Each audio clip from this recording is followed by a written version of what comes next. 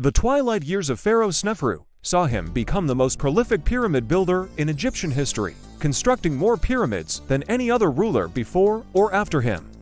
He was known as the Builder King, a title well deserved by the time his reign came to an end around 2613 BCE, and yet it was a title he began with the worst possible start. His first pyramid, the Medum Pyramid, was an unmitigated disaster that nearly killed him and definitely killed hundreds, if not thousands, of his subjects. It was a catastrophe that nearly ended his dynasty and left his successors with a warning about the dangers of pyramid building. But Sneferu learned from his mistakes and used them to improve until he became a master of the craft. He went on to construct two more pyramids after Medum, the Bent Pyramid and the Red Pyramid, both of which were far more successful than his first attempt. With his knowledge and experience gained from the previous attempts, Sneferu refined his techniques with each pyramid he built, ultimately culminating in the perfect pyramid, the one we all know as the Red Pyramid. It is a feat of engineering unlike anything else built in human history and a testament to the sheer brilliance of Sneferu's mind, but his genius didn't stop there. For Sneferu didn't simply construct these great monuments to house his mummy, but he also filled them with treasures, sarcophagi, statues, and countless pieces of art and furniture. He turned his pyramids into eternal palaces, lavish tombs meant to honor his memory long after he died. This ambition and extravagance were hallmarks of Sneferu's reign over Egypt. He loved nothing more than demonstrating to the world the power and wealth of his kingdom. As the third king of the fourth dynasty, Sneferu took the throne from his father, Sneferu, who had himself taken the throne from the legendary Pharaoh Khufu. When Sneferu II came to power, Egypt was already considered the greatest kingdom in the world. The pyramids of Giza stood proudly as symbols of their greatness, testaments to the wealth and power of the Egyptian people. Sneferu continued this trend, building on his father's legacy and expanding Egypt's influence throughout the known world. He ruled over a prosperous and powerful empire that stretched from Nubia in the south to the Levant in the north. Egypt was at the height of its power during his reign, and Sneferu was determined to make the most of it. Sneferu's ambitions were boundless, and he wasted no time in setting about his goals. The first order of business was to build his pyramids, and so he set about constructing the largest and most magnificent tombs the world had ever seen. Medum was his first project, and it was a disaster. The pyramid collapsed, killing thousands of workers and almost ending Sneferu's dynasty. But Sneferu was not a man to be deterred. He learned from his mistakes and applied them to his next two pyramids, the Bent Pyramid and the Red Pyramid. The Bent Pyramid was an ambitious project, but it was also a risky one. It was built on a slope, and as a result, it leaned dangerously to one side. Despite the risk, Sneferu completed the pyramid, and it remains to this day as a reminder of his daring. But it was the Red Pyramid that was Sneferu's greatest achievement. It was a perfect pyramid, the only one of its kind ever built in Egypt. The precision with which it was constructed is astounding, and it remains one of the tallest pyramids in Egypt to this day. But Sneferu wasn't content with simply building pyramids. He wanted to fill them with treasure. He filled his tombs with sarcophagi, statues, pieces of art, and furniture. He turned his pyramids into eternal palaces, lavish tombs meant to honor his memory long after he died. This obsession with grandeur and excess was typical of Sneferu's reign over Egypt.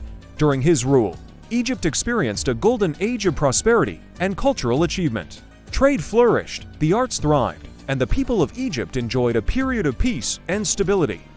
This prosperity allowed Sneferu to indulge his passion for building and his love of luxury.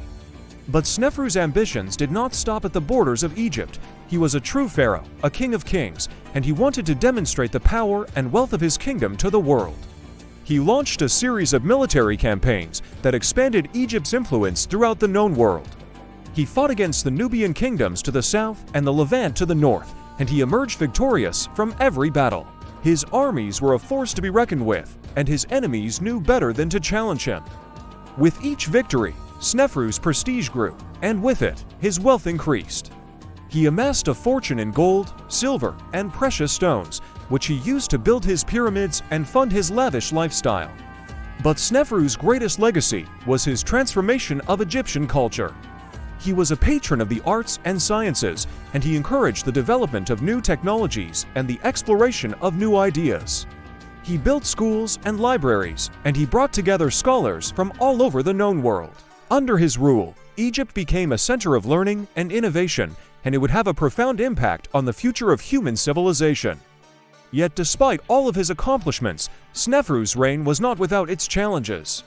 Towards the end of his life, he faced a serious threat from within his own family. One of his sons, Sneferu, rebelled against him and seized control of the throne.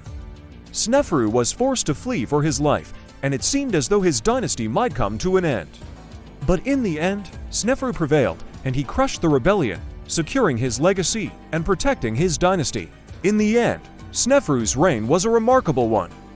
He was a brilliant builder, a great warrior, a visionary leader, and a patron of the arts and sciences.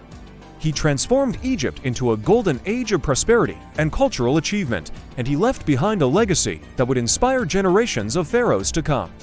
His pyramids still stand as silent guardians of his dream, a dream that transformed Egypt forever.